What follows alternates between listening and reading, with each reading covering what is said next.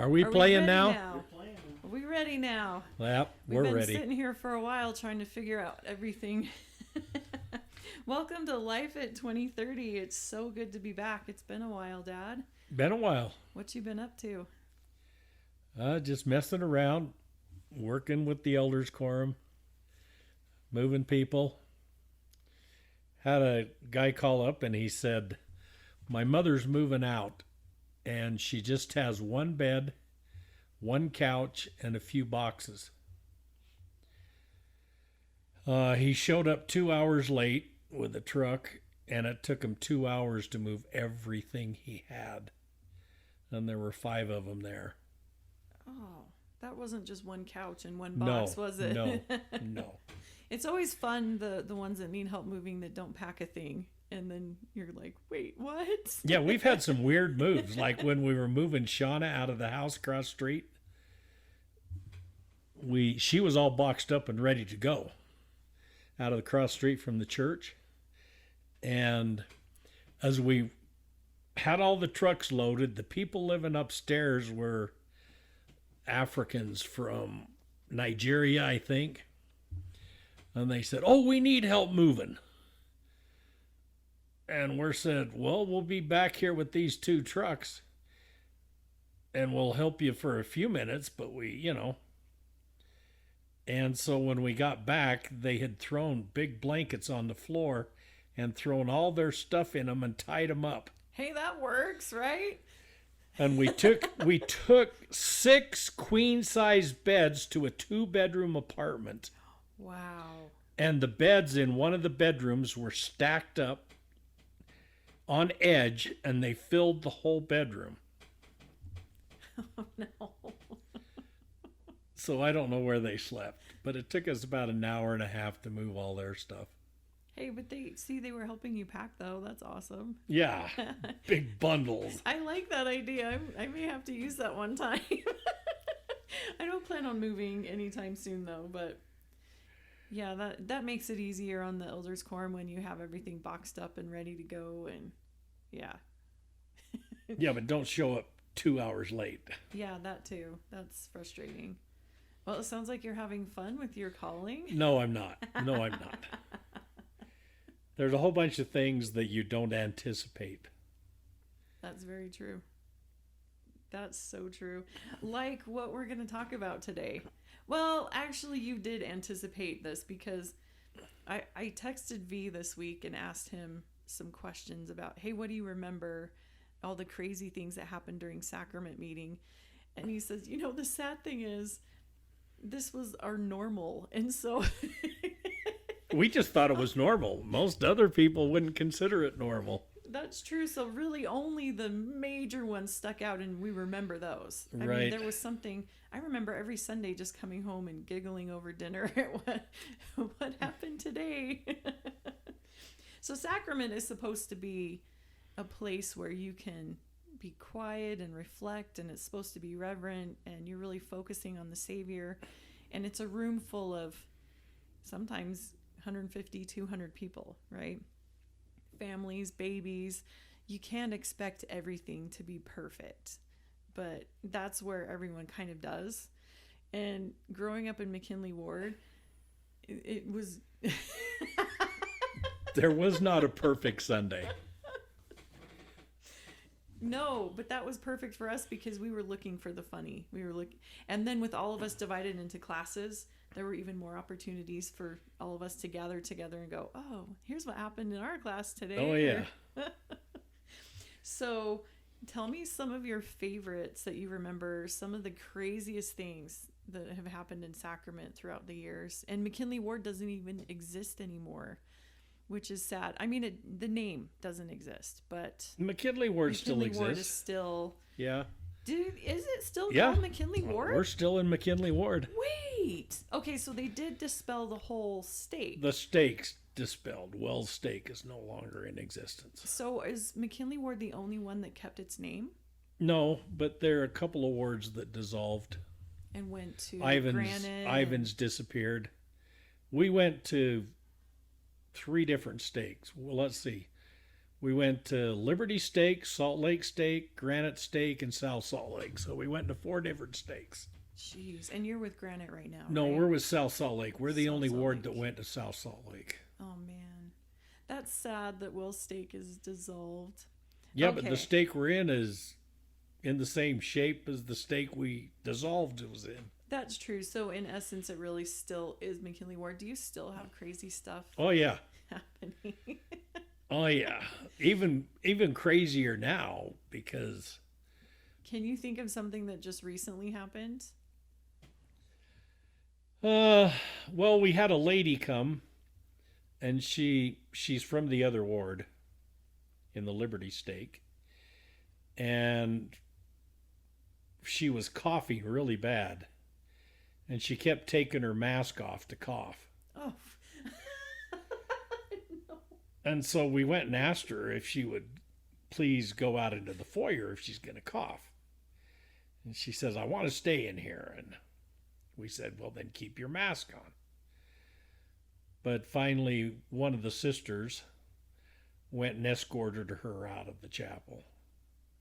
Because she kept taking it off. You kept taking it off and coughing. Yeah, she didn't want all that air to stay by her. And just, I mean, we used to be close, sitting together, turn around, talking to somebody. Now, 45 people in our chapel are spread halfway down the gym. Oh, wow.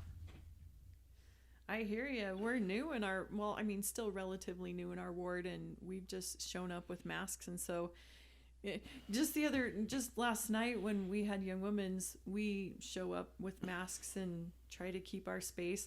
One of the young women forgot her mask, and I did a double take because I didn't recognize her. Because I said, I only recognize your eyes and you with a mask on. Well, Allison says that we all look much better with masks on. She says the missionaries look terrible when they take their masks off. Oh, that's so funny.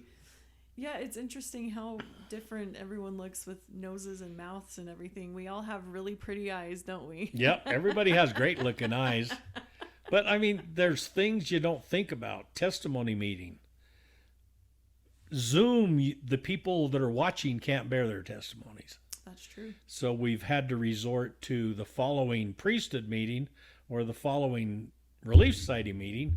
We open the first 10 minutes up to people who would like to bear their testimonies. Oh, that's a really good Because when idea. you're in a lesson, you can turn their microphones on and you can interact.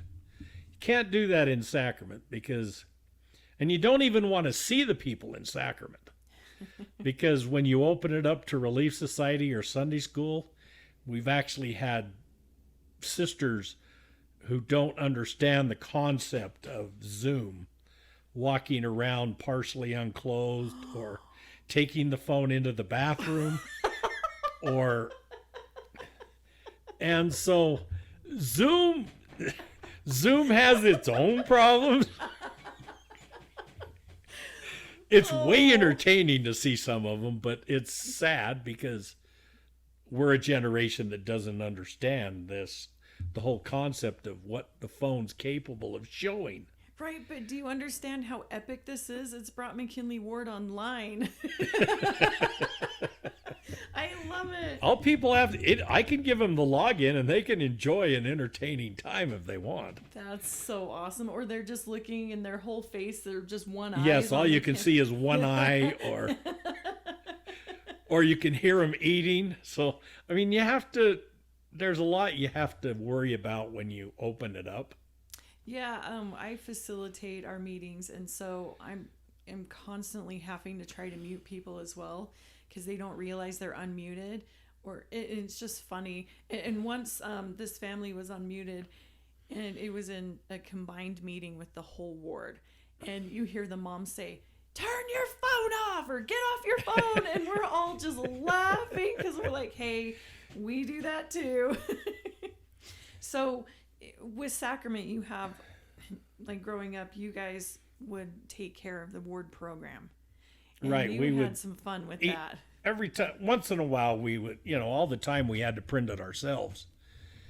And I typed a program out once and I hit spell check to make sure that the words were all correctly spelt. And then I printed 100 copies of the program. Well, just before Sacrament, the high councilman came up and he had picked up a program. And he said, I see that you've got a new song in the songbook. And it was the song, We Sing All Hail in Jesus' Name. But I had inadvertently left the G out on sing. So the Sacrament song was, We Sing All Hail in Jesus' Name. So we had to grab the programs we could and write the G in. But he kept a copy of it to take to the stake president. So. And every time that song is announced, do you always think about that? Yes. Me too. Because I've served in 5 or 6 bishoprics and served as bishop and in the stake presidency. So there was a lot of opportunities to mess up. And we did our share of it. Even when you and V were announcing the road show, or you'd advertise for the road show at the door. Right. Tell us about that. Well, we had back when we had road shows, us 2 counselors in the bishopric were kind of large gentlemen. And so they made us pumpkins. We were fruit, we were vegetables in the road show. And the road show had carrots and peas and so we were 2 big pumpkins. And so we decided at the end of Sacrament meeting to drum up and advertise the road show. Ken and I went back and got in our pumpkin outfits, and we were standing at the back door as everyone was coming out of Sacrament meeting. And we were handing out flyers for the road shows. And we had our little green stem on our hat. And no makeup this time. No makeup. Our faces were usually green. But we had an older gentleman in the ward that told us that we were undignified. As pumpkins. As pumpkins till... As members of the bishopric, we were undignified to get in outfits and invite people to the road show. Man, but you still did it anyway. Yeah. So, Dad, you've got to tell me about you. I know it's been really a long time since you've had little kids, but tell me some of the things that happened with us being little, especially when Mom wasn't there. She was always at her own stake meetings, or she'd have to visit other wards, and you would get stuck with all of us. When Allison was a little girl, was a baby, Mom actually was sick that day. And so I took all the kids to Sacrament. And I couldn't get Allison to stop crying. And the lady behind me tapped me on the shoulder and said, "Sir, can't you get that baby to stop crying?" So I turned around and I said, "No, but here, give it a try." So I handed her the baby, and she handed her right back to me and got up and left, went to the back of the chapel. And so every Sunday after that, this lady waited till we were seated, and then she would sit on as far away from us as she could. I like your methods, Dad. Well, you're either part of the problem or part of the solution, you know? And how hard was it to keep us quiet, especially when funny things were going on around us? I sympathize with anybody in Sacrament trying to keep kids quiet, because kids naturally are not quiet. And especially in Sacrament, with it being quieter in the room, everything seems 10 times louder and 10 times funnier.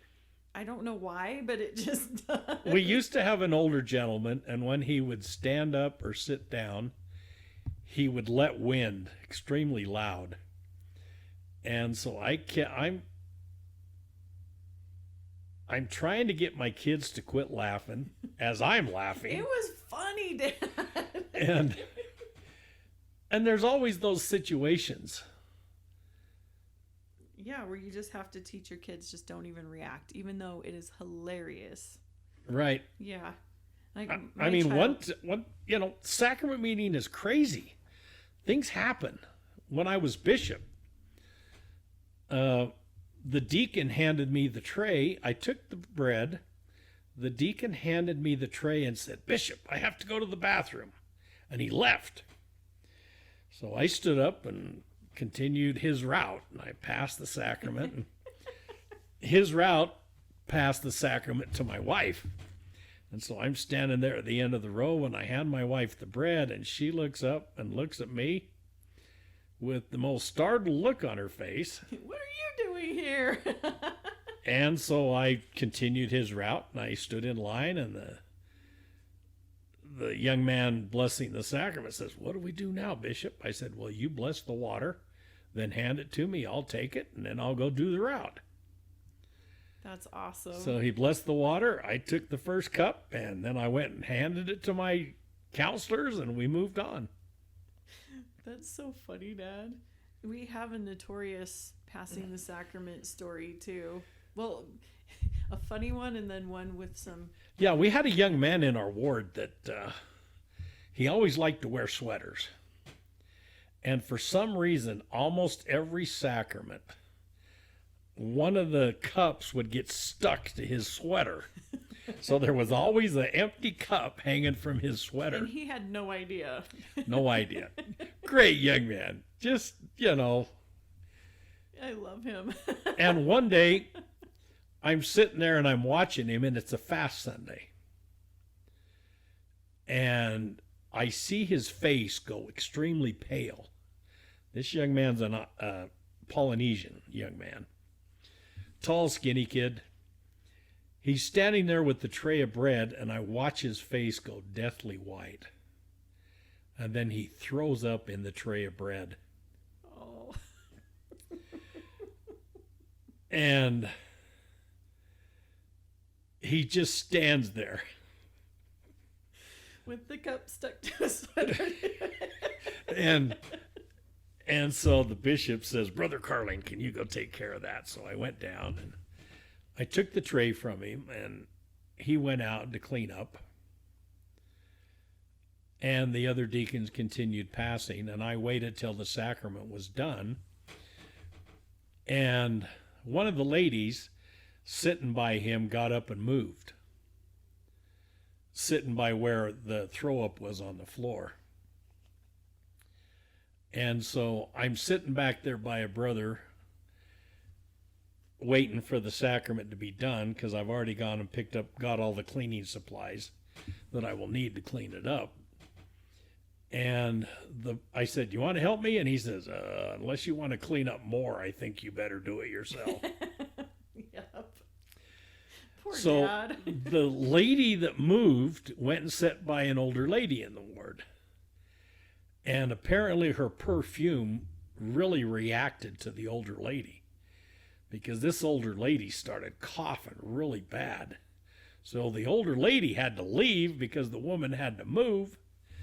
And then I got the cleaning supplies out and scrubbed down the carpet and cleaned the tray, and then went and sat back down. And what a domino effect, because I think when the older lady left the room, other people followed to check on her to make sure she was okay and not having a problem. Wow. So, sacrament's the reason you go there, but sometimes you're dealing with young men who don't see the importance of the sacrament. Yep. I mean, we had... Apparently one of our deacons one of our teachers preparing the sacrament decided that he wanted to put some lemon powder in some of the cups of water. And so as we're sitting there on the stand, we notice a few people in the audience making terrible faces when they're taking the sacrament. Are you so confused at this point? What's happening? And I see one of the deacons busting, and I know who did it. I knew who did it. This kid was, he had issues, and he liked to do strange things. But so after sacrament, this young man's mother came up and said, "Someone put lemon powder in the sacrament cups." Yep. And I told her that we would take care of it. And so the bishop went and talked to the parents. And the parents happened to be this woman that got the powder. So that only happened once, right? Just once. That's all it took. Tell me about the funny testimony. I think when most of the craziness happened also was the testimony meetings, because it was you open up the pulpit to the entire audience to come up and talk, and I'm sure you held your breath just going, okay. Yeah, well, you never know, because people have a tendency to like to talk about surgeries they've had or bodily problems, and sometimes they race to be the first one there. We had 2 wheelchairs crash because they both wanted to bear their testimonies, and they were fighting over the microphone, and the one that finally grabbed the microphone ripped it away from the other one and says, "I forgive you." Oh, there's so much. And then you said there was a time when you were in the Whittier Ward building as bishop. Yeah. The other one was the building. They were remodeling our building, so we moved when I was bishop. We moved to another building for a year and a half while they remodeled. And I had a sister who struggled mentally. And one day she walked up there with a football helmet covered in aluminum foil to bear her testimony in. She talked about that was the only way she could ward away the evil spirits was through the aluminum foil. And did you ever look at your ward members as these odd testimonies were being born and their faces? I loved them all. And, they had a story to tell. I had one woman who had a huge tiger tattoo on her shoulder. And she always come to church with sleeveless dresses so she could show off the tattoo. And she bore a testimony one day and said that her husband, they went to the edge of a cliff, and her husband pushed her off the cliff, but God pushed her back. Oh, man. And so I don't remember that one. She said, "Yeah, I was flying off the cliff and God pushed me back." That's crazy. Dad, what do you remember seeing from the stand? Looking out at the audience. There's always things on the stand. One day I got to church early in the morning and I found a guy sleeping on the front porch. And it was a guy that I had recognized from a few times him and I had talked. And he had come down on the bus to watch the 24th of July parade from Provo. But there were no buses that day, and he had no money to find a place to sleep, so he slept on the front porch of the church.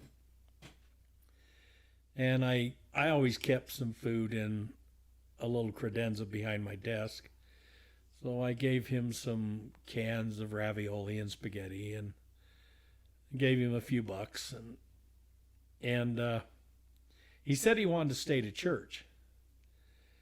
And so as he was sitting in the audience, his head kept falling backwards, and he started snoring really loudly. So I got up from the stand, and I went and sat by him, and I said, "Look, you can't be falling to sleep." So I turned to the guy behind him, and I said, "Bill, if his head comes back, would you just please pop him in the back of the head?" And Bill said, "Sure." So this guy would start to fall to sleep, and I'd see his head start to go back, and then all of a sudden it jerked forward. Thanks, Bill.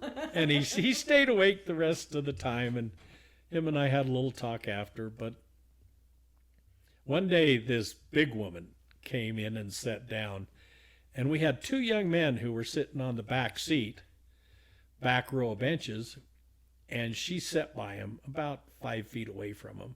These 2 young men were getting ready for their mission calls. Didn't she have a big teddy bear too? No, that was the next Sunday she brought the teddy bear. Oh, man. And she had a paper sack. And all of a sudden, she starts undressing. And I look at V, and V looks at me because the bishop between us is asleep. Yeah, I have to stop and talk about that really quick. Would you? What you and V would say, how you guys are bigger than... We're so big that we suck the oxygen from the bishop. And made him go to sleep. Made him go to sleep with his scriptures upside down. But sorry, go on. I turned to V and I said, if she gets too many clothes off, we better get the Relief Society president. She got down to bra and panties. And I'm like, okay, we better go. And these two guys just going on missions are trying so hard not to watch what's going on. And nobody else in the chapel could see it but us on the stand. And finally this woman reached in her bag and pulled out a moo-moo and slipped it on and then sat down. That had to have been so scary to watch. And it's like, whoa. So the next Sunday she brings a life-size bear. Huge stuffed bear. And we're like, well, what's going to happen now? But nothing happened. Were the two young men sitting by her the next week? No. Oh, that's great. Hey, we always would have, well, it seemed like growing up, I don't know if it was because it's an inner city ward, we would always have kind of special guests show up to our ward. Want to talk about that? Which special guest? I know. A lot of times we'd have guys with backpacks, or we would have general authorities or a prophet. Yeah, President Benson came once, him and his wife. And my son James got to pass the sacrament to him. And then we had President Monson come. President Monson came. Elder Oaks came. When I was bishop, Elder Oaks came 2 or 3 times. I think they were worried about me, so he kept showing up. And I remember he was in the Sunday school class, and the teacher quoted Brother Oaks and said, "Did you say that?" And he said, "Well, if it says my name, I said it." Yep. But Brother Oaks came up, Elder Oaks came up to the primary room, and I was doing sharing time. That was, I don't know why. Why is that scary? I don't know. It's maybe more intimidating than anything else, but it's okay. And how many people actually fell off the stand when they would speak or bear their testimony? You mean fall down the steps? Yeah. Hard to tell. The most dangerous thing is when women come up to speak. A lot of times they'll kick their high heels off. And I've almost been nailed by a high heel more than once. Oh, man. So I remember as a kid, we had a family where the dad would sing super loud. Every song. You could never out-sing him. And he sounded good. It was just so funny because he was at least 10 times louder than anybody else. He had an operatic voice. Yes. He sang in the Tabernacle Choir for a time. That's pretty neat. I didn't know that. But yeah, he was loud. And I remember, even as a kid, I think McKinley Ward was just notorious. At least every other month, we'd have somebody, as they came up to bear their testimony, they would put their McDonald's bag and cup on the podium for safekeeping for all of us to watch. Yep. As a kid, I'm like, I want some of that. There were quite a few Diet Coke bottles set on the stand during testimonies. I used to have one guy, he'd bring a sack of McDonald's food and a Diet Coke, and he'd bear his testimony, and then he would go sit down and eat it. I remember, and maybe people remember Kent Matthews.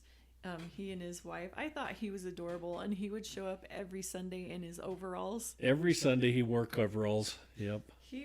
I thought he was nice. He would always mess with us kids, and it was funny. So, how you had people in your ward that are very bench, they love their benches. Don't mess with my bench. I need to hear about that, Dad. Well, we had a lady who used to play with, still does, she plays with My Little Ponies. And she always took the same bench.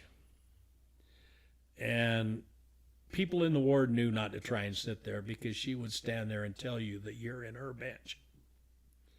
I've been trying to get an older couple to come to church for a long time. He was on oxygen. And I was up on the stand and I saw him come and they sat on her bench. Oh, no. And before I could get down there, she showed up and told them they had to move. And in fact, my first Sunday back from being bishop to my home ward, I found an empty bench and I sat in it, and a sister came up and told me that that bench was reserved for her and 2 other sisters. Oh, man. And so I moved. So, moral of the story, just sit where you're going to sit and let others sit where they're going to sit. Right. Well, one of the things, when I was in the High Council, I used to like to go and mess with people by sitting in their reserved seat when I would visit a ward. I love that. And people would come by and look at me and they'd give me this dirty look, and I knew that I was sitting in their chair. And you just smiled. Yes. Hi. You know, my favorite person would always show up late, and he had the biggest keychain on the planet. Yeah, he probably had 100 keys on his keychain. And he had a bad back, and he had a lame leg. And he carried a jug that was about 1.5 gallons. But when he sat down, he couldn't just sit. He just kind of leaned back and crashed into the bench. And it was a loud boom every time he sat down. And the keys would rattle for about 3 minutes. You'd hear the ice in his drink settle. Yes, the ice in his drink, you could hear it. Because I don't think he could bend his back. He would just kind of fall back. Right. And everybody watched him like, don't kill yourself, please. I always thought he was going to knock himself out. Oh, there's just so much that we have seen. I'm not even surprised anymore when something crazy happens, or when I raise my own kids and they would throw things 4 rows up at people, and I'm just like, don't do that. Or how many times have you been sitting in church and looked down and the kids crawling under the benches? Oh, so many And the times. parents up there trying to figure out where they lost their kid. You can see who's lost the baby because they're just frantically all over the place. And babies are picked up and handed rows up. I wonder if a baby ever crawled under a bench and grabbed a purse and brought it back. Probably. Finders keepers. I fed a lot of kids crawling under the benches. So outside of sacrament meeting, there's been just a few. I mean, there's always crazy stuff. It follows us, Dad, but we look for it. One time you were walking through the sacrament room and you met up with Sister Kruger. I want to hear. Well, about that. I was in the north end of the building, and sometimes when you're in the bishopric, the Spirit tells you to do things because as a member of the bishopric, you're responsible for all the members in the building and their safety. And so sometimes the Spirit knows what's going to happen and tells you to do things. And Spirit told me that I needed to head over to the other side of the building as quickly as possible. So I headed over that way, and it's just as I'm getting to the door of the chapel on the south side, I see Sister Kruger. Heavyset, cool little lady from Canada. She was actually from South Africa. And as I look at her and I smile at her, I see her eyes roll back in her head. And so I reach for her. And she's falling, and just before her head hits the corner of the bench, I put my hand there to stop it. And then I grab her, and I both fall to the floor because she was more than I could carry at the time. And she had a seizure, and when she finally came to, I realized that I needed to be there or her head would have hit that corner of that bench, and things could have been a lot worse. Yeah, I love that. So the Lord's watching out for people. Especially if you're at church trying to do the right thing. Right. He's going to try to take care of you. But the Lord does that to us all the time if we just listen. Driving in our cars or That's watching so out true. for other people. And I love how you guys would have tithing settlement and you would try to take care of everyone and just turn it into a big meal. I loved that. We'd show up and... Well, we had a big clerk's office, and so we would bring chili and cornbread and sandwich fixins and brownies and drinks because we were there all day.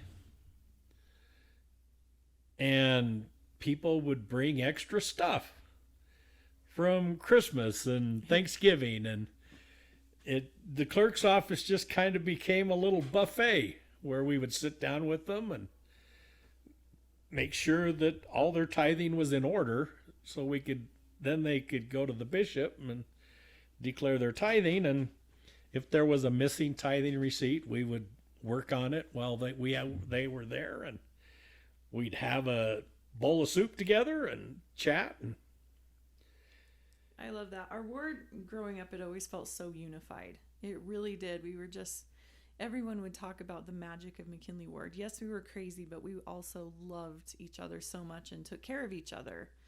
And Dad, speaking of tithing settlement, did you ever have any crazy tithing things happen?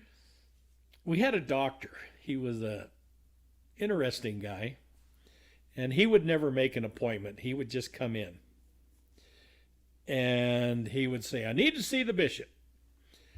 So he would go in and see the bishop, and then the bishop would come out and ask me how to deal with that.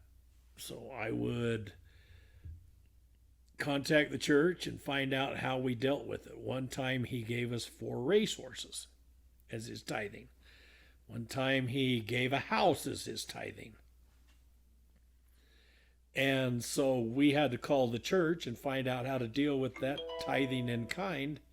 And I mean, back in the late 70s, early 80s,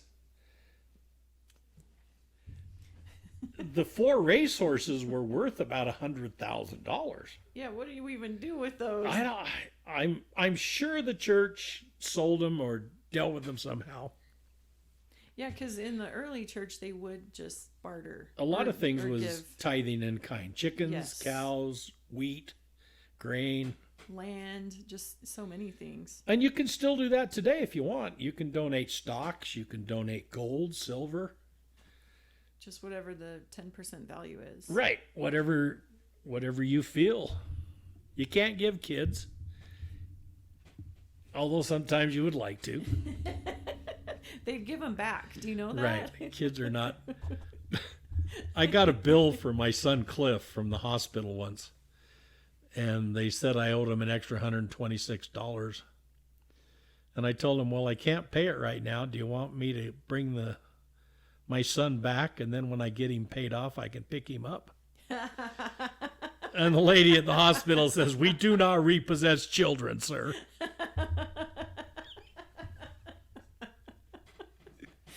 Oh, that's great. Oh, do you know what I loved? Okay, because we would hear the speakers and everything at McKinley Ward, we knew that we were a crazy bunch. The talent shows were so great at McKinley Ward. We always had road shows, talent shows. And the talent show was, you could either do it on stage, you could bring your favorite food, if you're talented in cooking or needlepoint or sewing. The whole edge of the gym was covered in what people's talent was. They wrote poetry, there was a section for poetry, and baked goods. There were tons of baked goods. And I was sitting by the patriarch and his wife, and there's a building behind the church that deals with mentally challenged people. They live there. And I'd seen this girl before, and a girl came in scantily clothed with roller skates on, came in the back door of the gym. She had a mixed drink in her hand, and she set it on a little desk that was back there by the back door.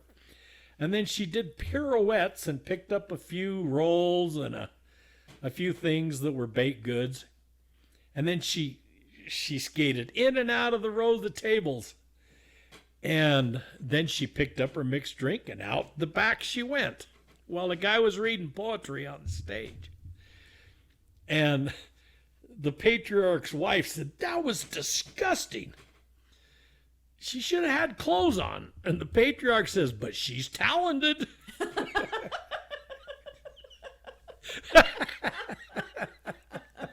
That was funny.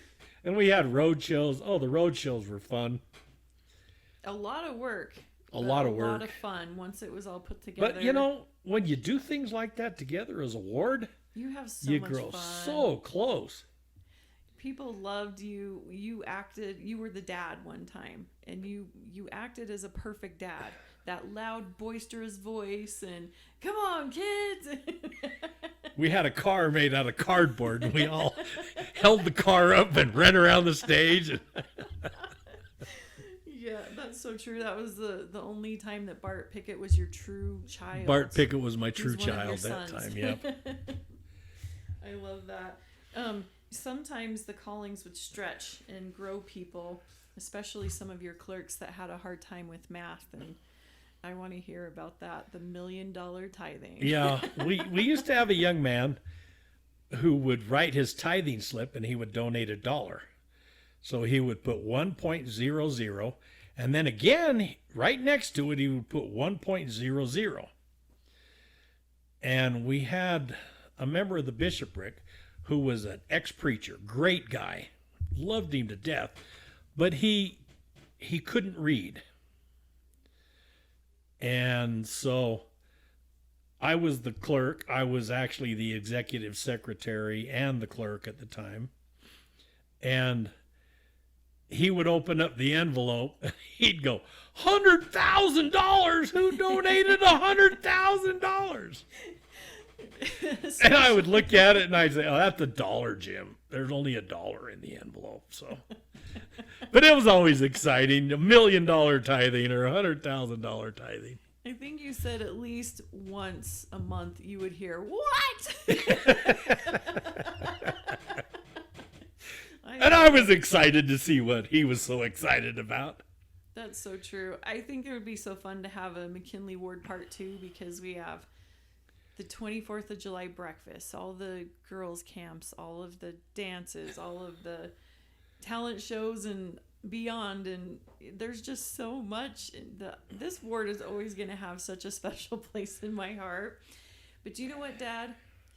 Especially when I was a kid, you topped the crazy list in my mind, because you would walk around at night in the church in the dark with no one else there as you would lock the old lady up. Yep, I love the old lady. And I would think as a kid, how can he do that? Because upstairs, the hallway's really dark. There's no windows in the hallway. And if you have the lights off, you can't see anything. And as a kid, I would run as fast as I could because I was freaked out. And so you would say, "Yep, just lock the old lady up." I'd lock the doors and lock the windows and thank her for her service. And I was never afraid to be in there. But I knew people were there. I knew the church was being used. So that's really, I like that. That's so cool. And so you don't have to be afraid. Well, still, you can a little if you want to. It was right? dark, and I just made sure she was locked up and safe. You want a scary time, go down to the scout room to make sure nobody's down there in the dark. So that's what, 2 floors down, right? Right. We had an upstairs, a main floor, and then a downstairs that had the scout room, the boiler room. I call that the escape room because they had a little tiny door you could get out of there. You could climb up you go in the door, climb up the ladder, and then you're outside of the church. And I thought that was so cool as a kid. But, I mean, it's kind of a rough area. When I was serving as bishop, we were on the north side of the building, and there was a little alcove just before you went in the back door. And several times I had caught prostitutes in that little alcove. when I was coming or going to the building. So I had a fence put up there, a steel gate, so no one could get in or out of there. Yeah, that stopped that pretty fast. Yeah, but it is what it is. Well, I like that. Well, that was so much fun talking about McKinley Ward. I know we just scratched the surface. Those were some of the major things that we remember.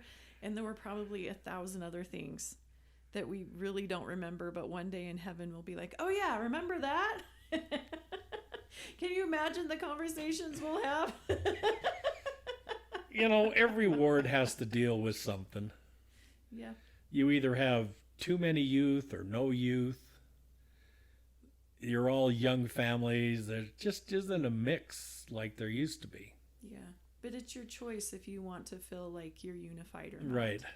So, and I know that we in McKinley Ward really worked on that a lot. Just took care of each other. Especially the one that really stuck out the most was when Dean Johnson passed away. And it was ward members that found him because they were checking up on him and they were aware of what he would normally do in a day, and he just wasn't showing up, and they said, what's going on? And so they had to break into one of his windows or something. His wife was gone to New Mexico to be with her family for a holiday, and he couldn't get away. And so he was home alone in the house when he just had a heart attack and died on the couch. Yeah. And so his papers weren't getting delivered that he delivered. So one of the people who he delivered papers to who hadn't got their paper went to his house and knocked on the door to get their paper. Give me my paper. Yeah. And then they found out that things weren't okay and really helped. Yeah. Yeah.